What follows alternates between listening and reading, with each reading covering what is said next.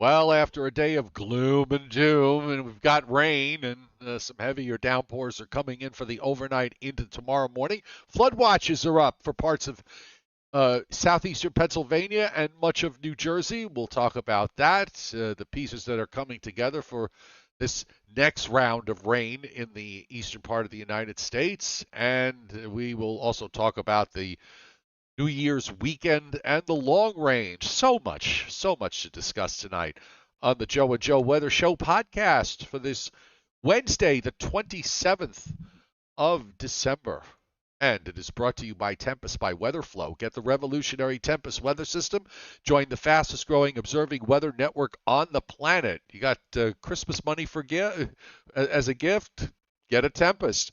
The link is pinned to the top of the chat board. It's also on the descriptor to this video. And Tempest is an affiliate of the Joe and Joe Weather Show podcast. Use the coupon code I Want a Weather Station and you will get 10% off. Joe? Yes. Good evening. Nice. Happy birthday. Happy birthday to the executive producer who executively produced a cake, I imagine. Actually, no. We went to Acme, the local supermarket around noontime. Myself and my daughter, and picked up a cake for the lovely Mrs. Rayo, who's upstairs right now with my daughter-in-law, and my son eating the cake. I will wait until after the show to have my fair share of the cake. But in any case, yes, it is her birthday today. She is exactly years old. Yes, correct. Very, very well put. Certain things are not to be given out publicly, and I think that's one of those things. Okay, we've got a few things going on. Just taking a sneak peek at the radar. You're in the mood to do some radars tonight, Mr. Rayo? Sure, I can do that for you. Because you can be sharing capabilities. Well, you know, I'm always willing to oblige. Just a second. Let me give a big hello to everybody on tonight's Joe and Joe Weather Show podcast on the chat board. It's always good to see everyone here. All the regulars are here, and maybe a few new folks may pop in. They always behave themselves on the chat board. Those of you watching for the first time, we welcome you. If you like the show, hit the like button. Because Joe and I love it when we go over 100 likes on any given night. And, of course, subscribe to my YouTube channel and turn your notifications on, because then you won't miss us, because we're on Sunday through Thursday at 7:35 p.m. Fridays and Saturdays are off days unless there's something going on weather-wise, in which case we will we will let you know that there's going to be an extra show. And David Fuller bangs the tip jar right off the bat. Thank you, David. He wishes Mrs. Rayo a happy birthday. So that's good. I hope. I'm not sure if she may end up tuning in or joining us a bit later. But as I said, right now she is serving cake to our kids upstairs. And David Fuller, I want to thank you also for last night. We neglected, Joe, to mention, or at least at the end of the show, we neglected to mention that David Hiller hit the tip jar last night as well, and he was the first then, and he's the first tonight. So thank you very much, David. And Brandon Doherty is the second. Thank you, Brandon, and wishes also Mrs. Rayo a happy birthday. Okay, so let's get started. As we said, flood watches up for much of New Jersey and southeastern Pennsylvania, and I think the radar is going to bear that out, as Joe starting with the Upton radar. Right. I'm sorry. I just I thrown off for a second here. That's okay. So we have the Upton radar on the screen right now, and once again, the radar is actually not. This is the New York City radar, but it's positioned about 100 miles east of New York City in Upton, New York, near Brookhaven Labs in Suffolk County, Long Island. But you can see that it is picking up now. Actually, Joe, we have been. Much of the day today, we really, at least locally here in Putnam Valley, we didn't really see all that much. I think we've had, at last look, something like 7/100ths of an inch of rain here in Putnam Valley. And we also have had our fair share of cloud cover and fog. Although I got to tell you that, you know, we went out to a local restaurant around 4:45 this afternoon, And I tell you true, it almost looked like the skies were trying to clear. There was some big breaks in the clouds, and I'm saying to myself, geez, this certainly doesn't look like a significant rain event coming our way with the clouds breaking and a little bit of blue sky showing up. But they have now fairly well clouded over. I just put the garbage out before the show began tonight at the end of the driveway and did it in steady light rain. And you could see that we do have light rain, but we also have some heavier rain along the New Jersey-Pennsylvania border. In fact, maybe you might even call it moderate to heavy rain. And that is moving on a southwest to northeast trajectory. But for the moment, it doesn't look like New York, the immediate tri-state area, has all that much. But that'll change in the next few hours. Now, let's go down to Philadelphia. And actually, this is Dover Air Force Base, giving you an idea that the heavy stuff moving across eastern Pennsylvania, also into northeastern Maryland and into northernmost Delaware. That, again, moving on that southwest to northeast trajectory. If we go further south, down, let's say, toward, well, let's go to Virginia Beach or Norfolk, Virginia, Wakefield. Doesn't look like all that much down here. You see that band or train of precipitation running from South Central Virginia, north and east on up toward Maryland, and eventually further off of the charts here, off the map, toward New Jersey and southeast Pennsylvania. I want to go just a little bit further south to the Carolinas. Let's go to Raleigh, and you can see that there's not much going on down there. So really, Joe, a lot of the stuff that we're looking at right now for the New York metropolitan area apparently is going to be coming from this area here, down toward Delaware, South Jersey, this band that is moving up. I will tell you that in looking at the North American model, the NAM, the FOOS, last night, the FOOS was generating for LaGuardia Airport something on the order of like 2 inches of rain. They have come down quite a bit since then, more like maybe about an inch, or a little less than an inch.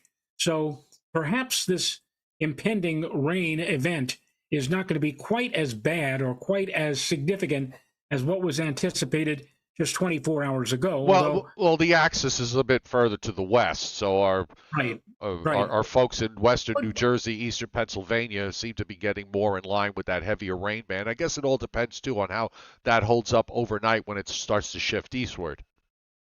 Correct, and it looks like right now that most of the heavy rainfall is going to be centered on or soon after midnight if you live in the immediate New York City metropolitan area. So it hasn't been so bad. Fog has been more of a problem than anything else this evening, but as we move into overnight tonight, the precip will indeed begin to pick up a bit. Nothing to compare with what we had here about 10 days ago when we saw in some cases anywhere from 2 to 4 or 3 to 5 inches of rain, nothing like that. But still, another dose of precipitation to deal with here in the tri-state area. Not snow, at least nothing along those lines yet. But as we talk about the long range a little bit later in the show, I do believe, Joe, that there is some glimmer of hope for the winter weather lovers, at least in my opinion, from what I saw a little while ago on the GFS and the European models, that they seem to be suggesting that we will finally get into some noticeably colder conditions here, maybe not until the second week of January, but it does look more and more like... Keep pushing it back another day. Keep pushing it back another day. I will express my viewpoint, which may not... Well, if you'd have spoken to me early this afternoon, it would have, from the standpoint of a snow lover, which I am, and I mean, I forecast with a completely open mind, but deep down inside, I'd like to see it snow. I was not in a good mood at all after I saw the overnight and day run models. However, there were a few things I did a little deeper look as we went through the afternoon and evening. I've come up with a few things. So, well, I don't think we're going to get any conclusions out of this at this stage of the game. I just simply, Joe, I think just goes to the fact that this is a highly unstable atmosphere that we have evolving over North America, and I think models are having a really difficult time handling how this is all going to evolve. And I'll just leave it at that for now. Well, you know me. I'm not, and you could ask Tom Contino, and he probably would say, "Oh, Joe Rayo, he hates cold and snow," and it's true. But for somebody like myself, um, is to actually go out on a limb now and say that we get into the second week of January, we'll start seeing things change finally for the better if you are a snow or at least a cold weather winter weather enthusiast. I think we finally are going to see some changes as we move into the new year, but not It, in the it, immediate future. no, In fact, tonight, for example, tonight I'm calling for low temperatures in the Hudson Valley, Joe, around 45.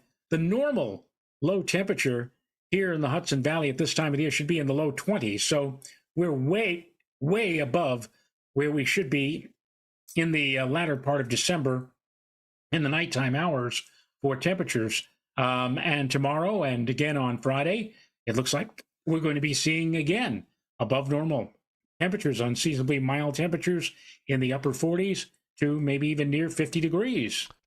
Ms. Blue Ocean, aka Sandy Blue Ocean, hitting super chat, hitting the tip jar. Thank you, Sandy. Here's to the new year coming of amazing weather reports by Joe and Joe. Thank you. You're very kind to say that. I really appreciate it. And Barry Goldberg hit super chat tonight. And okay. Yes, Barry was having a tough time hitting super chat last night, Joe. He said that he received emails from YouTube and Google informing him that the reason he couldn't hit the tip jar yesterday because it was so full, it needed emptying. Yes, Frank Scalera most says, most please appreciated. don't get mad at me if I say that I love snow. I know everyone is frustrated like I say, who knows, maybe we'll see snow in Easter. Easter, by the way, this year, for the first time in quite a few years, is going to fall in the month of March, March 31st to be exact. So if you're going to have snow in Easter, the earlier the better. And I suppose that maybe we could see some of the white stuff that late in the season. We'll All right, see. let's get through January. Helen Bertona also banging the tip jar. Thank you guys. Let's push it out another week and another and another. Gotcha. And Ken Musillo also hitting super chat. Thank you, Kenny. Most appreciated. Okay, let's go to the satellite loop because uh, one of the things that I've just kind of find interesting is this, this subtropical jet. This is the third time in 3 weeks, Joe, that we've had a system where the subtropical jet out of the Pacific gets involved, shooting moisture up through the Gulf of Mexico and into the eastern part of the United States. And you can see it here. It's not quite making it all the way up. And also, if you notice out to the west, we have the upper air rotation. That's what is left of that of the dying blizzard from the plains of yesterday and the day before. Uh, that energy being as far west as it is actually quite a blessing because if it were further east, it would be wrapping up this subtropical jet all the way around, and we would be dealing with, much more, even maybe double the amount of rain than what we are seeing. Going to see tonight. I mean, we're probably going to wind up most areas with an inch or two, but uh, this could have easily have been a uh, another one of these things where you forecast 2 and you wind up with 4. But thankfully it didn't happen, so it's working with the energy that it has. And we've got a lot of moisture that's coming into the west with another system that is hitting California. Here's the wider radar view tonight. There's a batch of heavy rain moving up through central New York over Syracuse and points northward. The rain, as Joe pointed out, with the local radars, heavy in eastern Pennsylvania, down into Maryland, right through the Washington, D.C., Baltimore area into northeastern Virginia before it tails off. There's some light rain in southeastern New England, and there's sort of a big gap in upstate New York, and then you go up into southeastern Maine, you got a little bit of rain there. Meanwhile, in the uh, middle Mississippi Valley, I guess, centered right around St. Louis. You can see the rotation of the upper low, and there is some snow in this, not a lot, but there's some. There's rain on the north side and snow on the west side as this system continues to slowly weaken and move to the southeast. And then out in the west, we've got some rains moving over parts of California into San Francisco. Also in Northern California, we're seeing some rain there, and on up into Washington State, with probably a little bit of snow in the mountains, but nothing really to write home about from that respect. So it's another one of those days, another one of those setups here, Joe, where um, there was just not a whole lot of snow going on. Here's WPC's rainfall forecast, and they have 1.5 inches and an area of 2 inches over Long Island for the overnight. Now, this is a 7-day rainfall forecast, and being that this is really the only system we're going to see uh, probably through the next 7 days, everything here is front end loaded. So we get this out of the way, and then we have to work through all the leftovers, and you can see the leftover precipitation of 1/4 to 1/2 around the Great Lakes and into Illinois and parts of Indiana. A little bit heavier along the Gulf Coast, the coastal southeast Texas, and into Louisiana. 1/4 inch on the northern end, about 1 inch on the southern end, and also in southernmost Florida, and then up the west coast, and everybody else in between is on the dry side. And I got the snow map. What did I do with it? I got the snow map. Where'd you go? Here it is. So it's reloading. So it'll probably update and give us the latest one from WPC. And I like to set the opacity up to 100% and the state boundaries. And again, here we are, the 27th of December, and you would expect to see more, and there just isn't. There is a higher probability, but even here, Joe, 50% or higher probability is no big shakes. 50 to 70% in central and northern Maine for at least 2. 50 to 70% for at least 2 in the West Virginia mountains, and a 50% or higher probability of 2 in areas either side of St. Louis, and a small portion there of eastern Missouri. And then we go to the west coast, where we have probabilities of 50% or higher in the Sierra Nevadas, and just a couple of areas here, maybe just the highest elevations up in the Pacific Northwest. So that pretty much covers the short range. Now we can take a look at where we're going with all of this. Now I'm going to go to the 12Z run, because I have to tell you, quite honestly, Joe, on the 12Z run, when I saw the GFS today, and this kind of went with what was slowly going on during the overnight runs, I to use an Alan Casper phrase, I wanted to spit up. Okay, because and it goes back to something that I've said many times, and I'll say it again because I think it bears repeat. Before I do that, the chairman, Scott Briller, happy birthday, Renata, hit the tip jar. Thank you, Scott. And also, I made you a moderator again, so I know you lost it when you changed IDs or something, but you should be in working order. I'm sorry. So what I wanted to spit up, because when I saw what I saw, I couldn't believe what it was doing. And basically, the pattern is going to change. And what I often say is the pattern change you want and the pattern change you get may not be the same thing. Okay. And, you could you could have a crappy pattern that goes to a different pattern that's just as crappy. And I looked at this and I thought, oh my, how is this possible? Especially because over the last few days we've seen some things that would offer some encouragement. I've been focusing attention on the fact that we've had this troughing in Alaska that's been basically cutting us off from most of the cold air, and we've just been getting Pacific air. Well, the trough goes away, and then out of nowhere, it comes back. And I saw this, and then I'm watching as I run through time. This is at day 10. Yeah, there's a trough that drops into the east, but it's not anything to write home about on this run anyway. And then as I moved on to days 11, 12, 13, 14, and 15, and so on, I'm like, what is all this? You know, there is a trough, and it just drops down into the middle part of the country, and you've got ridges on both coasts. Tries to make some kind of storm that goes up into the eastern lakes. All right, I looked at that and I said, well, at least it's part of the process. It just was just so very, it was disheartening. And then I looked at the ensembles of the GFS, and once again I wanted to spit up because it made a case here for a new trough.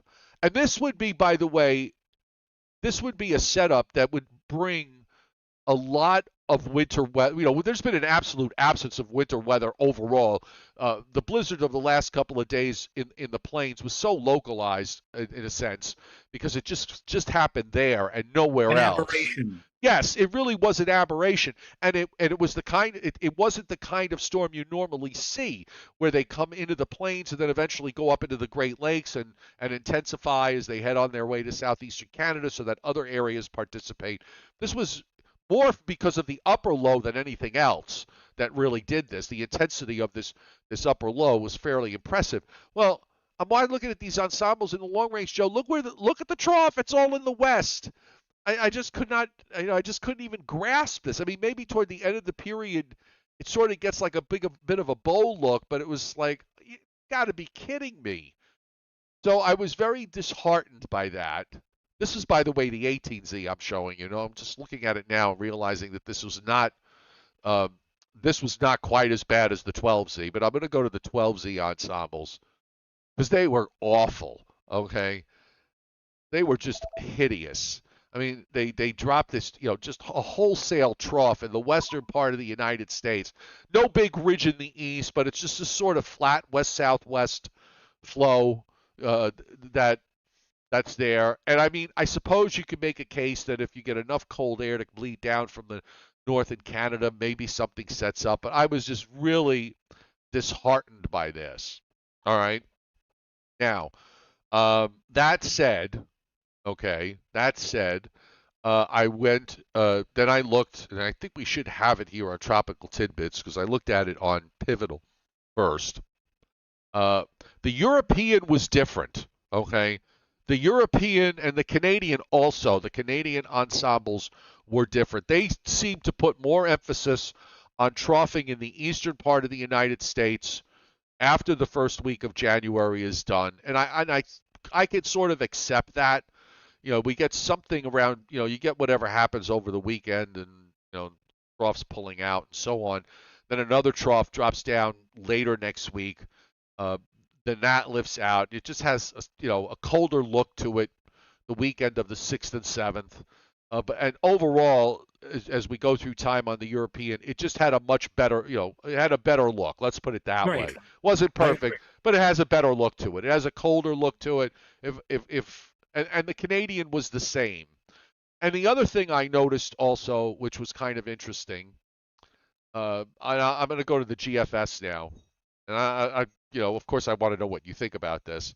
And this is why you have to look when you look at this stuff, especially with the operational runs, which beyond this, I'll be generous, beyond day 7 or 8, you really have to start stretching your imagination in a big way because the models just don't seem to know where to go with this. And the one thing I noticed was, all right, let's go in order here. So here's tonight's.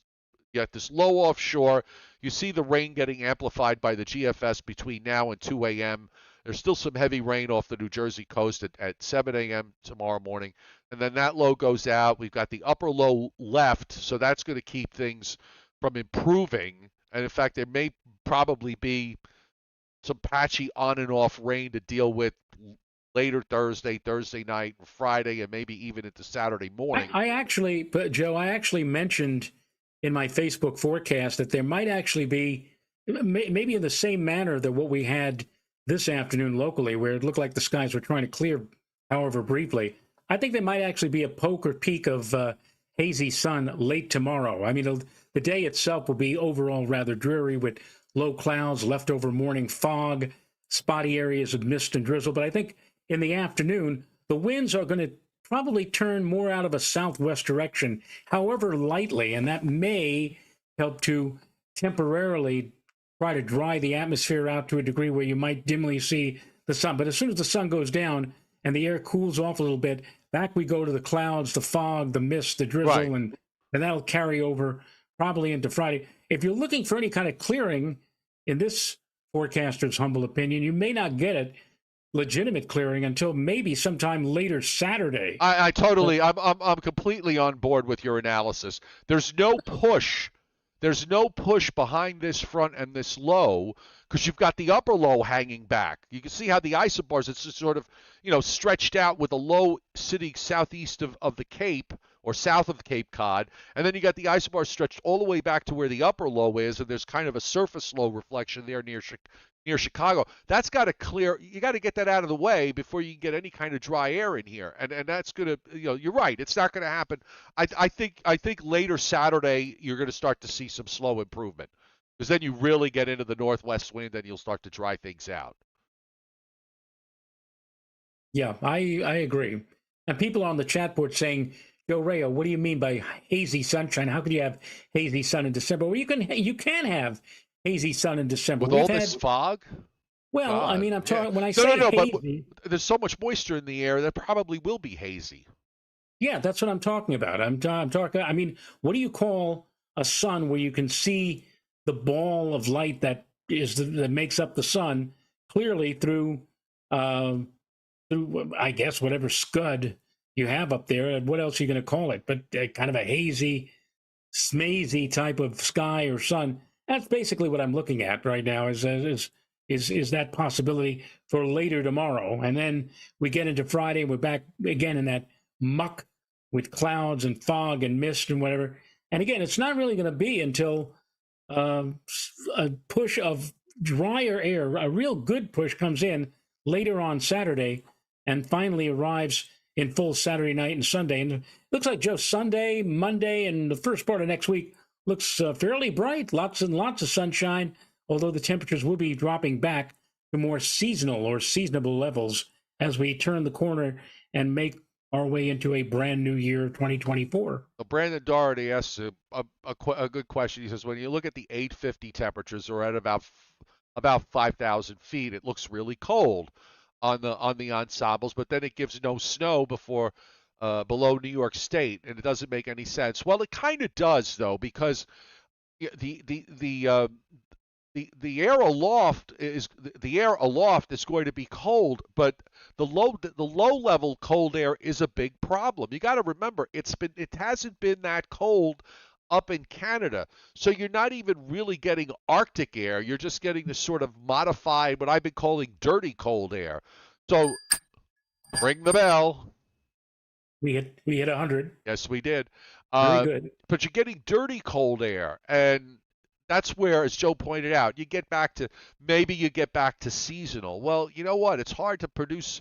You're not going to produce big snows when you got temperatures climbing up into the 40s in the daytime anyway. So that's the problem here. The upper air is cold, and you look at the go up at 700 millibars or 500 millibars. You're going to see what looks like a cold look, and then you look at the surface and you're like, no, because it just hasn't been. It hasn't been cold. There haven't really been real Arctic air intrusions up in Canada. It's not like they're sitting up there with below zero temperatures during the day. It just hasn't been that cold.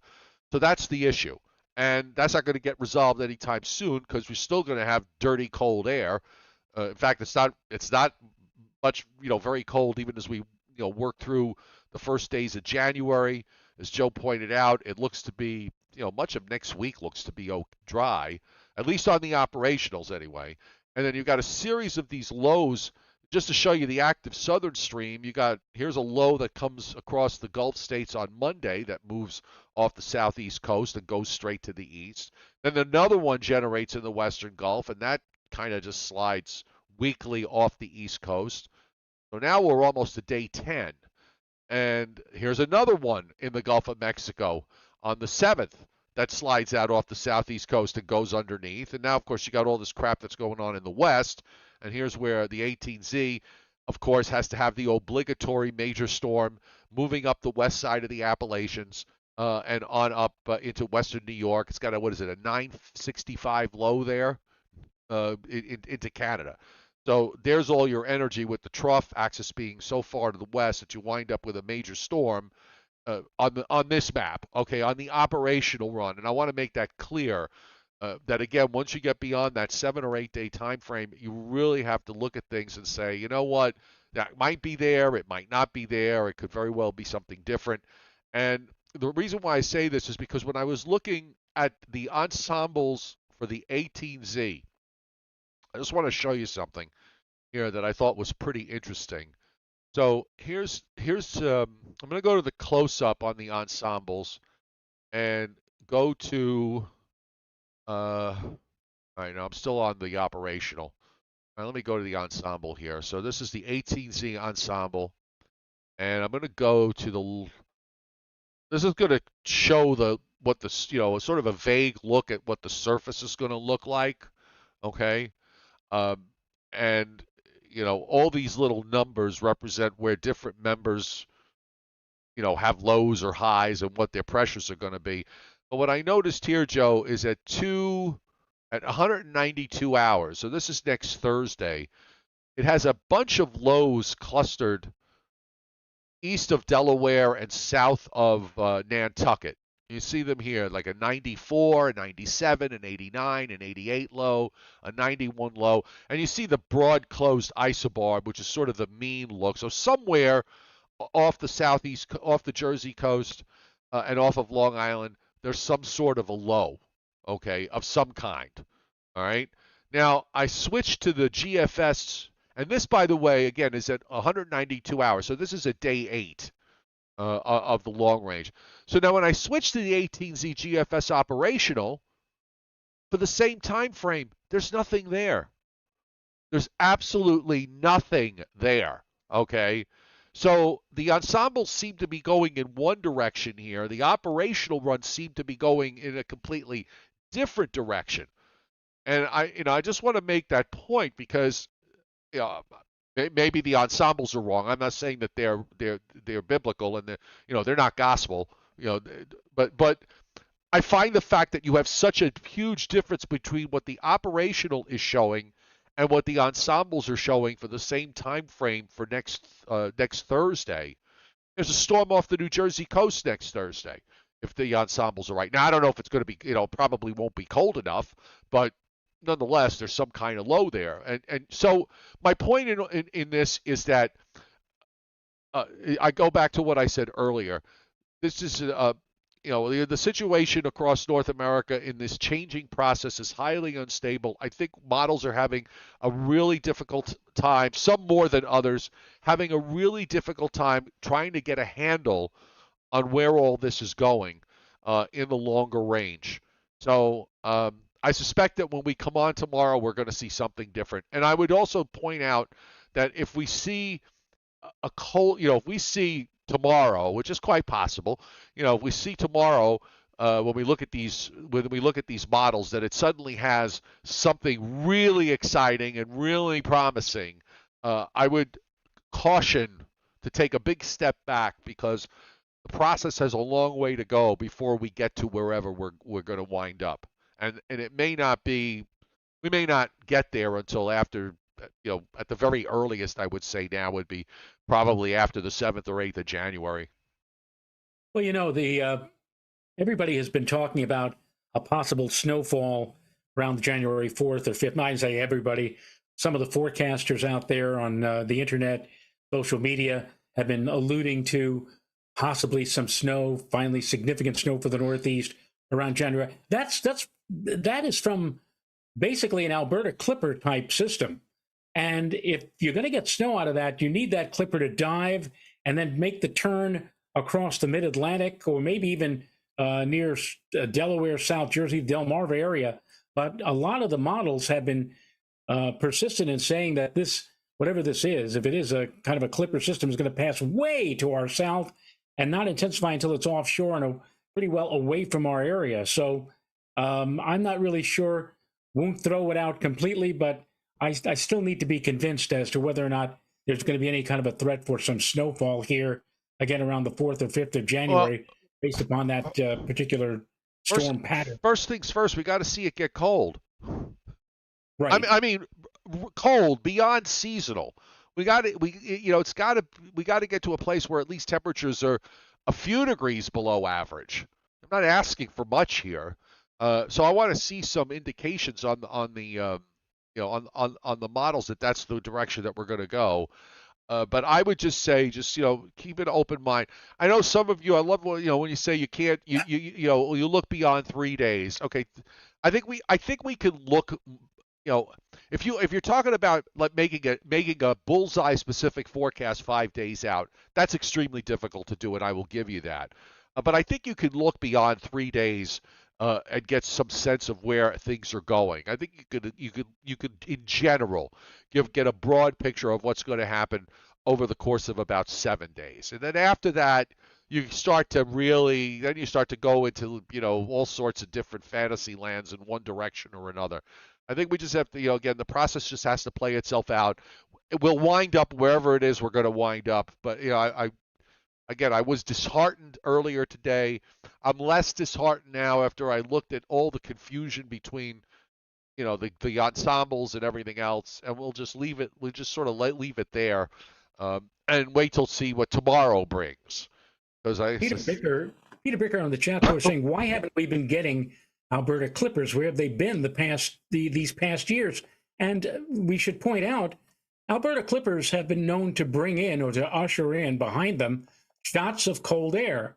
And, Peter, what we've seen the last 2 or 3 years, have we seen very many intrusions of bitterly cold or even moderately cold air masses from northern and central Canada into our part of the country, the Great Lakes and the Northeast? No, because we haven't seen any of these Clipper systems develop and dive on down and pull these kind of cold air masses in. And so that's what's been happening. We have not been seeing the jet stream allowing for those cold outbreaks to come in, and they are coming in, usually ushered by Alberta Clippers. You get into some really cold winters, not recently, but look back in the past. Well, in 1977, for example, I remember, Joe, as a Clipper year. I mean, it seemed like we weren't getting much out of the Gulf of Mexico. We weren't seeing much in terms of significant snows because we were lacking the moisture coming up from the Gulf. But we were getting, every 3 or 4 days, we were getting clipper after clipper after clipper, and we were getting shots of, 1, 2, 3-inch snowfalls. Every once in a while, one would go far enough south to pick up a little bit of extra moisture off the Delmarva and throw it back toward us. But we have not really seen that in recent years. I honestly, well, I'm gonna get to you in a second. Johnny Quest hitting super chat. Thank you, Johnny. Wanting to know the lack of snow cover in Canada, cold air coming south modifies when it gets to us. Certainly doesn't help the cause if there's a lack of snow cover. I know in western parts of Western Canada, there's like a big boilerplate in Western Canada where there's heavier snow around it, but there's like this one oval spot that covers I think eastern British Columbia, and then what's the next province after that? Is it it's not Saskatchewan, maybe it's Alberta. I'm not sure. You remember, Joe? British Columbia, and then what do you got? Well, British Columbia, Alberta. All right, so like in eastern British Columbia and in western Alberta, there's just like this big area where there's very little snow cover. Okay, but yeah, I mean, snow cover, not having snow cover in Canada is an issue. If you got a cold Arctic air mass, it's an issue that can be easily modified with one big snowstorm up there. But you know what? They haven't been getting much up there either, except for maybe parts of southeastern Canada. Okay, so what were you saying? Do you remember when we were getting into October and November, we had actually mentioned that Canada, just to the north, just across the border, was seeing a fairly good amount of snow, and we were actually optimistic that maybe if they started piling on that snow early, that might actually lead to a cooling and eventually a chill down here. But that has not happened in recent weeks, and Right. a lot of that snow is pretty well gone now. And what I wanted to say to add to what you said earlier, and I want to correct a perception that seems to be really pervasive with regards to winters around here. All right. Um, this I don't know where it comes from. Well, I think I do kind of know where it comes from. It comes from everybody's natural ability to only remember the good things that the things that make them happy, as opposed to the things that don't make them happy. So they start to think that, well, in the past. Now I'm talking about people like Joe and I, who are, we're both in our 60s. So, if you were born, if you were born in the, I say 1990 or later, and you came of age in the weather world during the 2000 to 2020 period, let me tell you, you were so lucky because in the 70s and in the 80s and in the 90s, with just a couple of exceptions, just a couple of exceptional years, the winters were all like this. Okay? They not only were all like this, but you mentioned about Alberta Clippers. We don't get them anymore. Okay? From the 70s, 80s, and 90s, we got very few big storms. And much of the time, it was these 1 to 3, 2 to 4 inch type snows. Every once in a while, you'd get a 5 or 6 incher, and that would be it. And they were these small, you'd get more events, but they were all on the small side. That somehow transitioned, that when we went into the period from 2000 to 2000 to today, okay, whenever, we've gotten so many more bigger events and far fewer of the smaller ones. So it's been snowing less in terms of the number of storms, but the storms have been far more productive. More 10-inch plus storms, more 15-inch plus storms, more 20-inch plus storms, and far fewer of the 1 to 3, 2 to 4 types. So, you know, what we've been experiencing now, which is, if you want to make, depending on where you are, it could be the third year, the fourth year in a row, whatever it is. Um, this is what it was like for 30 years. Am I right? Am I making this up? Yes, no, you're absolutely correct. You speak the truth.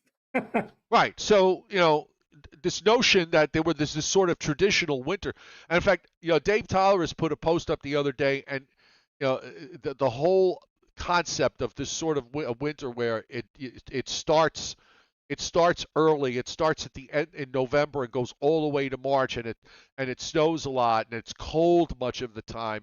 You could probably, there have been very, very few of those. I think the last one we had was 13, 14, where it started at the end of November.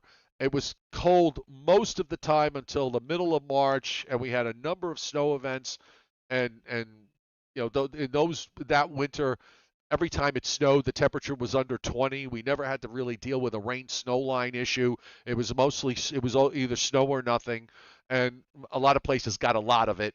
And 14, 15 was sort of the same, except for the fact that it started in the middle of January. There was not that much that went on before that. It started around January 15th or so. We had a big pattern change, and then that locked in until the end of March.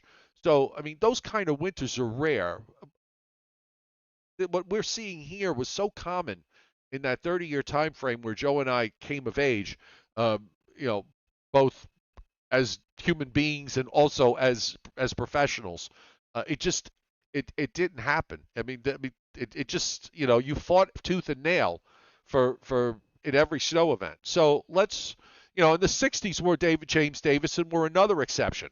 I mean, the 60s was a really very active 10-year period, and then it died. 1970 69, 70 came along, and that was the first of what was going to be 30 years of subnormal snowfalls, and cold from time to time, yes, but it was just not a 30-year period that you would say it was great. Where the winters were great, they just weren't. Trish Sparacchio just also banged the tip jar. Merry Christmas and thanks to both of. Thank you, Trish. We appreciate it. Now, a Okay. lot of people have been saying on the chat board or asking for me to give a forecast for the big total eclipse of the sun, which is coming up in April the 8th. And to all of you who want a weather forecast, first of all, you can't put out a weather forecast, 4 months in advance. You can only work with climatology. Now, if you really want to get a viewpoint as to what the weather might be like, or what the weather typically is like in early April and right for the time of the eclipse, I would suggest you go down to a good bookstore like Barnes and Noble, for example, a store that has a really good complete selection of magazines, and see if you can find on the magazine rack this magazine. This is WeatherWise. It's read by thousands of amateur and professional meteorologists around the country. WeatherWise magazine started or first founded by the legendary David Ludlum, who was a great weather historian, and he began this magazine, I think, back in the 1950s or 60s.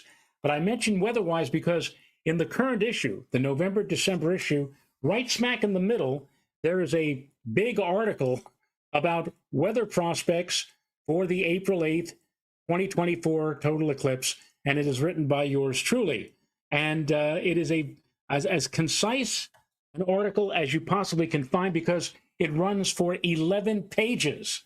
Everything you wanted to know about this eclipse, tables, diagrams, everything that you possibly could want to know is in this article. So I'm not going to say anything about, a forecast or specifics on the eclipse here on Joe and Joe. Maybe as we get closer, maybe as we get into, late March, we'll be able to start debating as to what may happen on the 8th of April. But if you're interested now, go down to your local magazine store or bookstore that has magazines, and you can pick up a copy of WeatherWise. Here it is again, and again, you can see, if you're into tables and graphics and whatever, there's more than you can, sink your teeth into. So go ahead, do that, and we'll talk more about the weather prospects here on Joe and Joe. As I said, as we get closer to that big event, it's only a little over 100 days away now, Joe. So, it is going to be one of the big news stories, both nationally and maybe internationally, because this is going to be a really tremendous eclipse going all the way up from Texas through the Tennessee River Valley, Ohio River Valley, up into upstate New York, New England, and across Atlantic Canada. And many big cities, by the way, that these total eclipses of the sun, they seem to have this perverse habit of avoiding major metropolitan areas. But in this particular case coming up in 2024, we're going to have Dallas, Texas, San Antonio, Indianapolis, Cleveland, Montreal, major cities. Okay, so I'm thinking a stalled front from Brownsville to Houston, cutting across to Nashville, and then running up the Appalachians into northern New York. So everybody north and west of that line from the cities are going to be waiting for waves of low pressure to move along. You are absolutely right, and it is a crapshoot. It is an absolute crapshoot there. You could have just what Joe described. You could have a stationary front with ripples of low pressure and wiping almost everybody out along the totality path. Or there have been cases in early April where we've had these tremendous domes of high pressure covering the central and eastern states, and everybody enjoys beautiful, clear skies. It can go literally either way. And, the weather statistics suggest Texas is going to be a great place to go. Yeah, Texas, but I want to tell you that Texas is not all that much better than, let's say, places in the Ohio Valley or even up in New England. There's a 50-50 chance of getting clear weather down in Texas, and there's about a 1 in 3 chance up in northern New England. There's not really all that much difference. You can't point to one spot and say, here, at least in the United States, here is where I'm going because it's going to be great-looking weather. Right. If you want it, you remember, Joe, on the Hollywood Squares when contestants saw that there was a chance to get the win, and she or he would say, Paul Lynde for the win, or Charlie Weaver for the win, or whatever. If you want to place for the win, for the chance to get great weather, Mazatlan, Mexico, on the Pacific coast of Mexico, they have a great chance of seeing the eclipse because it's Mexico is in the dry season, and the normal cloud cover in Mazatlan is like 20% in April. And even Mazatlan, you can have that odd situation where you get cloud cover and the weather wipes you out on eclipse day. But if you're looking for a place where the weather is not a guarantee but close to one, Mazatlan, Mexico. If you stay in the United States, as I said, it's a crapshoot. It'll be a roll of the dice depending upon what kind of weather pattern we have on that day as to whether or not you get wiped out or whether or not you get great weather. Again, we'll talk more and more about that in the weeks and months to come as we get closer to that event. Mr. Reuben Fairchild tonight, Joe, wants to know, what's this Reuben Fairchild Award you guys are always talking about? Do you want to tell him?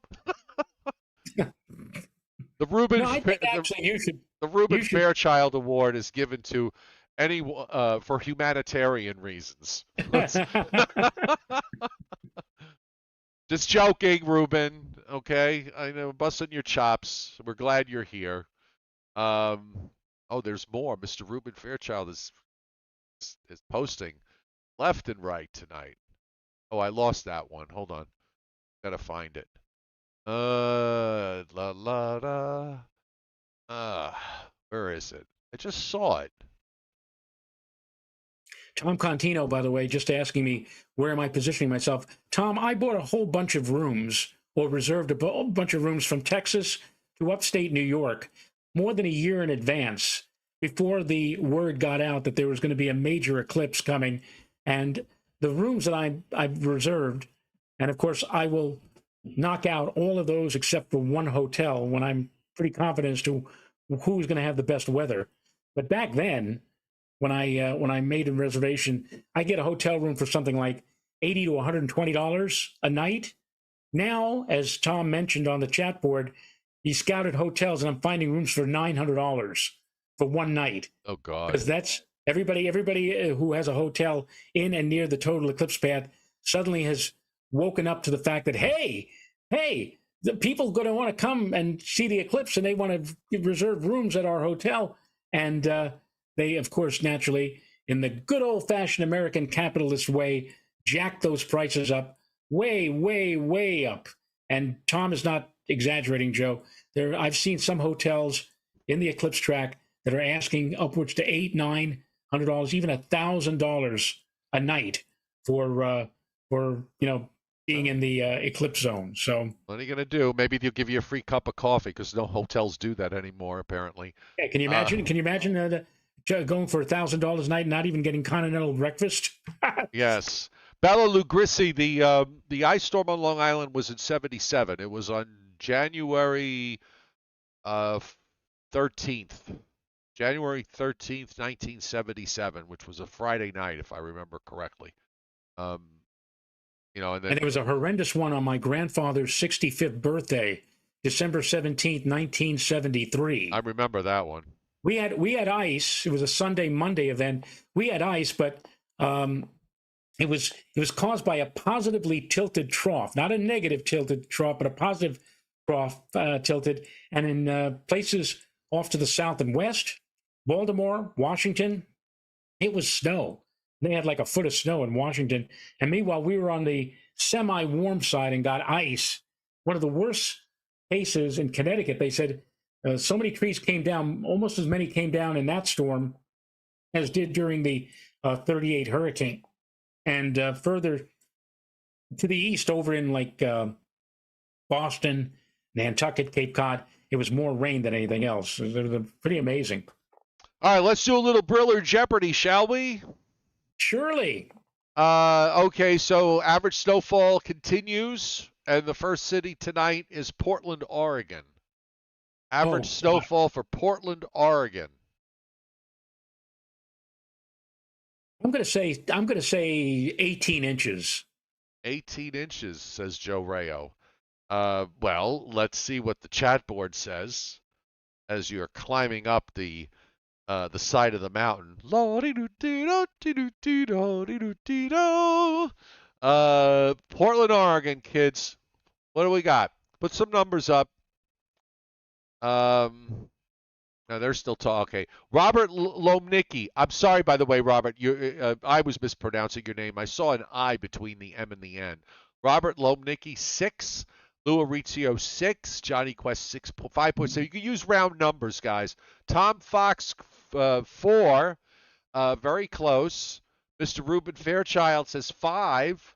Um, guys, I'm just going to tell you, you're all too high.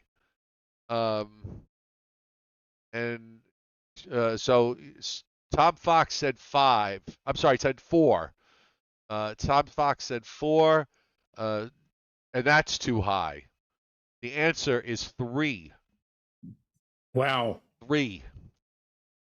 Okay, I would have thought it would have been more, but it's not. So did I. I thought it would have been a little bit higher. Richmond, Virginia is next. Richmond, Virginia. Well, Richmond, Virginia. That I'll go with 18. You're going to say 18. Oh, you're off the cliff. Bella Lugrisi is 17. Jackie Blues says 1. That's not that low. David Fuller, 7. Rich Rothmansky, 5. Jackie Blues, 3. Frank Scalera, 2. Tyler Fienga, 13.5. Johnny Quest nails it with 9. 9 for Richmond. Wow. Rochester, New York, or Rochester. Well, I like to say Rochester. Rochester's is, in a snow belt area when they can get lake effect. And, God, I haven't this. What could Rochester possibly have? Because I know Buffalo, for example. Buffalo has like something like 9. I'm gonna say, because I know Buffalo has like 90 inches. Rochester, not quite as much as Buffalo, but I'll say something like, I'll say like 80 inches for Rochester. You said 80 inches. Okay. Tom Contino says 95. Gerosimos Stasinos, 92. Brandon Doherty, 90. Rochester for Tom Fox, 58. Norm Roberts, 45. You guys are, that's way too low. Way too low. Rich Rothmansky, 93. Jackie Blues getting close. Getting close, 100? Jackie Blues, 100. Wow. Getting close. Jackie Blues changed from 100 to 93. No, stick with the 100. You're closer with the 100. All right, it's a triple-digit number. Okay, I'll just give you that. It is a 3-digit number. So everybody's too low. No one's been too high. Everybody's too low. Ice Vestal, 86. Rich Rothmansky, 102. That is it. 102. 102. Wow. Now I'm going to put the city up so this way we're not mixing the two up, and you can't really mix these two up. Seattle. And remember, Joe, when it snows in Seattle, you know that's not good for snow in the east. And what did we say for Portland? 3. 3. Now, how possibly could it be any? Well, 5 for Seattle. Well, Maggie P also said 5, but we already have a winner because Lou Arizio nailed it on the nose. It's 6. 6 for Seattle. And the last one before the bonus question is St. Louis, where I think it might be snowing tonight. Let me check. St. Louis, Missouri. So let me put it up on the board here, then you can start putting your numbers. So when you see St. Louis with my name there, you can start putting St. Louis in there. By the way, there's no winter weather. There's no winter weather advisories up in St. Louis or in that area. 35 right now. It's cloudy and 35. And they're probably going to get very little from the over. There's rain and snow overnight, not even calling for an accumulation. Less than a half inch possible. St. Louis, okay. St. Louis is a weird city because there are some years where they have hardly anything, and then there are other years where they're in this pattern where they get like significant snowfall, even as much as or even more than New York. Yeah. So in other words, they can get like, some winters they get like 1 or 2 inches, and other years they get like 30 or 35. I'll say I'll cut it right down the middle. I'll say like 18. And you know what, Joe? What? Well, you were so far, you for the most part, you had big misses earlier tonight. If it was a snake, it would have bit you on this one. Well, Matthew House is also 18. So and so did Leon Probitsky. And Thomas is 17. And Sam James James Davidson said 18, but Helen Bertona gets it at 17. Wow. 17. Yeah. Okay, yeah, everybody. They're weird. The bonus. You ready? The bonus, Caribou, Maine. No, even worse. Fairbanks, Alaska. No. Redfield, New York. Where the hell is that? It's up in North Central. Sorry about that for saying the H word. I didn't mean that. That's an acceptable 4-letter word. Oh, all right. Especially if your train ticket is stamped straight to hell. But Redfield is up in Tug Hill, Redfield, Watertown. God. How about 200 inches? Yes. Well, you know what, Joe? That's too low. Oh God. Then they're in the Barnes Corner section. Yeah, that's what it's all up there. Yeah. It's not far from Barnes. Louis Arizio, 200 is too low. Too low. Redfield, New York. Ice Vestal. All you guys are. It's over 200. Okay. It's over 200. It's all right. Over 200. Rich Rothmansky says 368. That's too high. Chuck Cardillo, 246. Getting close. Okay. Tom Contino, 368. Too high. Johnny Quest, 325. Too high. If it's three numbers, we could be here all night. Christina Pedia, very close. 267. Very close. Helen Bertona, very close, but not quite as close as Christina Pedia at 277. Oh, we just round it off and say 270. And that's the correct answer. Yes, 270 inches.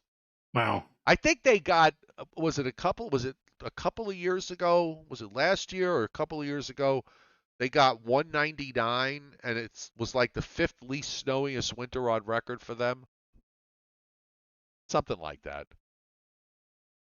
We're talking about places like that. When your 5th least snowiest winter on record gives you 199 inches, and we're pretty much sitting here crying for one. Yeah.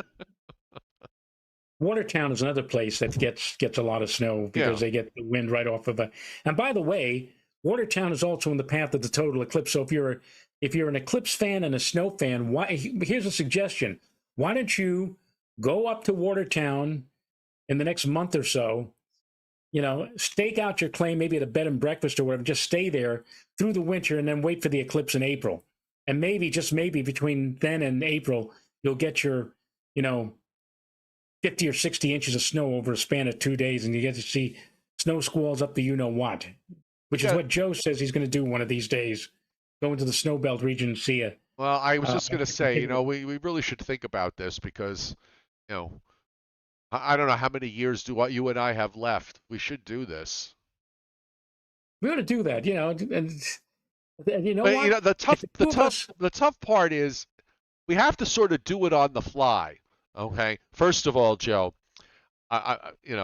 so we don't have the same thing happen if the hotels ever found out that the Joe and Joe Weather Show was coming to their hotel in their town, they would jack their prices up to, well over $1,000 a room. I mean, that would be small pickings for the Eclipse hotel rooms as to what they would charge if they knew the Joe and Joe Weather Show were coming. It's got to be, we'd have to do it in a situation where we had a good idea 5 days out that this was going to happen, and then make a split second decision to just drive up there to wherever it is. So I do hope that after we drive up there and we get snowed in probably for a few days, that they do something. I guess they are pretty well trained to clear out all the roads and the interstates up there. well, we'll have After, to get a hotel with a second floor room. yeah, exactly. Okay. And also, you need to bring Mr. Sweeney. I'll bring JJ. Oh, oh. Has Mr. Sweeney hasn't seen snow yet, has he? Actually, we got him on March 15th, and the day before, on the 14th of March of this year, we had 11 inches of snow. If you remember, Oh, so and it we was did. elevation. Right. It was elevation snow. So yeah, he has seen snow. I'm sure he has seen it at least once or twice in his life. Still waiting to see it here after that brief encounter in March. But for the moment, all we're showing him is just the wet stuff, not the white stuff. Gotcha. All right. Well, all right. Let's call it a night, and we'll see what adventures tomorrow brings. And we want to thank the following for hitting the tip jar tonight: David Fuller, Brandon Doherty, Ms. Blue Ocean, Barry Goldberg, Helen Bertona, Ken Musillo, the chairman, Scott Briller, Johnny Quest, and Trish Spiraccio. Thank you, one and all, not only for hitting the tip jar, but also for all of you on the chat board for wishing our executive producer, my wife, a very happy natal day 2023. All right, go have some birthday cake. Everybody, we'll see you tomorrow. Thanks for being here.